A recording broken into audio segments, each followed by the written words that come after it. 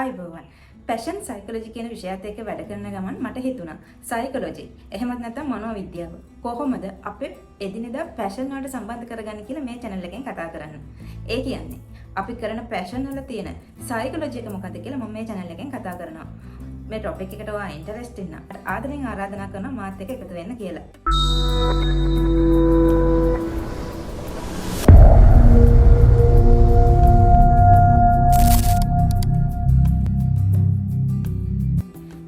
තියෙනවා passion psychology කියලා විෂයක්. ඒ විෂයේදී කියනවා අපේ ඇඳුම සෙකන්ඩ් ස්කින් එක කියලා. ඒ කියන්නේ අපි අඳින ඇඳුම අපේ දෙවෙනි සම විදිහට සලකනවා. ඉතින් ඒකෙන්ම තේරෙනවා අපේ ඇඳුම අපේ පර්සනැලිටි එක තීරණය වෙන්න කොච්චර දුරට ලොකු බලපෑමක් කරනවද කියන එක. ඉස්සර මනෝවිද්‍යාව කිව්වේ මනස අපේ ශරීරයට බලපානවා කියලා. නමුත් ඔබ දන්නවා මේ ලෝකේ දවසෙන් දවස පරිශ්‍රණ සිද්ධ වෙනවා. ඉතින් පැෂන් සයිකොලොජි ආශ්‍රිතවත් ඒ වගේ පරිශ්‍රණ සිද්ධ වෙනවා. එතන පාගෙන තියෙන අලුත් concept එකක් තමයි embodied cognition කියන concept එක. ඒකෙන් කියන්නේ අපේ ශරීරයට දාන දේවල්, අපේ ශරීරය පළඳින දේවල්, අපේ ශරීරය ස්පර්ශ කරන දේවල් වලින් පවා අපේ සිතුවිලි වෙනස් වෙන්න බලපානවා කියලා. ඉතින් මම අද ඔයත් එක්ක කතා කරනවා මේ concept එක කොහොමද අපේ පෞද්ගලික ජීවිතේට අපේ පැෂන් වලට සම්බන්ධ කරගන්නේ කියලා මම ඔයත් එක්ක අද කතා කරනවා. වීඩියෝ එක බලන මම ඔයාට දෙන පළවෙනි රිවෝඩ් එක තමයි මෙන්න මේක. ඔයාට සාමාන්‍යයෙන් අපිට ජීවිතේ වැඩට යන්න කම්මැලි වෙන දවස්, ඉස්කෝලේ යන්න කම්මැලි වෙන දවස්, ඔයා කොලෙජ් එකකට යනවා නම් ඔයාට ඒකට කම්මැලි හිතෙන දවස් තියෙනවා. නමුත් එදා ඔයා යන්න ඕන දවසක්. එදා ඔයා නොගියොත් ඔයාගේ සියලු වැඩ කටයුතු අසාර්ථක වෙන්න ඉඩ තියෙනවා. ඒක නිසා ඔයා යන්න ඕනේ. මම ඔයාට යෝජනා කරනවා ඔයා එදාට ඔයාට තියෙන හොඳ මැඳුම, ඔයා ආස මැඳුම, ලස්සන මැඳුම, පිළිවෙල මැඳුම ඔයා එදාට අඳින්න.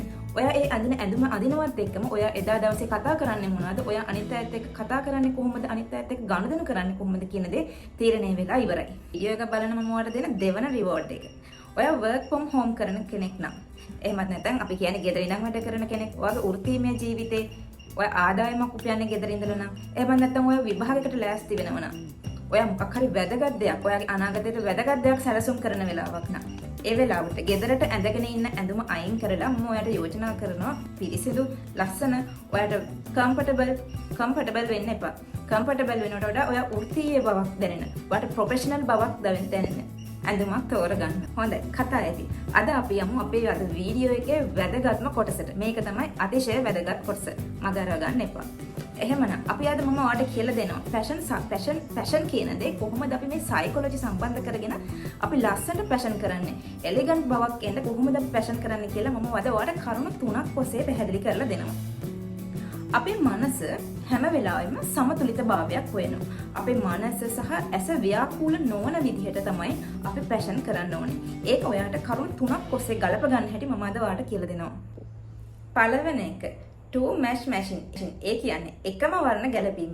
මම ඔයාලට උදාහරණයක් ඇසුරෙන් කියන්නම්. ඒ කියන්නේ රතු පාට හැට් එකට සුදු පාට මල් තියෙන රතු සායක් අඳිනවා. ඒ කියන්නේ අපි එතන කරලා තියෙන එකම වර්ණ ගැලපීම.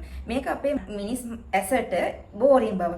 එහෙමත් නැත්නම් ඒකාකාරී බවක් ලබා දෙනවා. ඒ නිසා එකපාරක් ඔයා දිහා බලන කෙනා ආයෙ ඔයා දිහා බලන්නේ නැහැ. තා කලාවට දැකලා තියෙනවා එකම වර්ණ ගලපන්න සමහරක් අය උත්සාහ කරනවා. නමුත් ඒක අපි මග අරින්න ඕනේ. ඊළඟ එක to clash. ඒ කියන්නේ එකිනෙකට ප්‍රතිවිරුද්ධ වර්ණ දෙකක් ගැලපීම. මම ඔයාලට උදාහරණයක් ඇසුරෙන් කියන්නම්. තද කහ සහ තද කොළ, තද නිල්, තද රතු.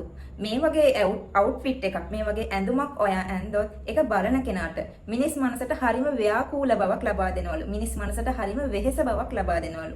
ඒක නිසා අපි ඒ විදිහට ඇඳුම් මැච් කරන කෙනෙක් මගාරින්න ඕන. එහෙනම් අපි කොහොමද වර්ණ ගලපන්න ඕන? කොහොමද අවුට්ෆිට් එකක් ගලපන්න ඕන? ඒකට පැෂන් සයිකොලොජි වල තියෙන ගෝල්ඩ් එක්ස් ඕන් කියලා. ඒ කියන්නේ එකම වර්ණත් නොවන, නොගැලපෙන වර්ණත් නොවන. උදාහරණයක් විදිහට මම ඔයාලට කියන්නම්. නිල් පාට ෂර්ට් එකකට සුදු පාට කලිසමක්. එතකොට එකම සෝන් එකක යන නමුත් එකම වර්ණත් නොවන ඇඳුම් තමයි අපි ගලපන්න ඕන. මිනිස් මනස හැමතිස්සෙම ඇස සරල බව සොයනවා. එතකොට වර්ණ ගලපන්න ගියාම ව්‍යාකූල වුණාම එකිනෙකට ප්‍රතිවිරුද්ධ වුණාම මිනිස් මනසට වෙහෙසක් දැනිලා ඒක අතහැරලා දානවා. අපි ඒකයි සමහරක් අය දිහා දෙපාරක් හැරිලා බලන්නේ. ඒගොල්ලන්ගේ වර්ණ ගැලපීමේ තියෙන සහජ කුසලතාවය. ඉතින් එහෙනම් අද වීඩියෝ එකේ අන්තිමට ඇහිලා තියෙන මම අද ඔයත් එක්ක කතා කරේ වර්ණ ගලපන මූල ධර්ම ටික මොනවද කියලා. ඉතින් මම ඔයාලට ඊළඟ වීඩියෝ එකෙන් කතා කරනවා අපි හරියටම කොහොමද වර්ණ ටික ගලපගන්නේ කියලා. සෞන්දර්යාත්මක. එහෙම නැත්නම් ඒස්තටික් පැත්තට බර වෙලා අපි කොහොමද හරියටම වර්ණ ගලපගන්නේ කියලා. උදාහරණයක් හැටියට මම ඔයාලට කියනවා නම් ඔයා සුදු වර්ණය තෝරගන්නව නම් සුදු වර්ණය යටට අඳින්නේ මොන උඩට සුදු වර්ණය තෝරගන්නව නම් යටට මොන වර්ණයද? ඒක හරහට තියෙන එකක්ද පහළට තියෙන එකක්ද?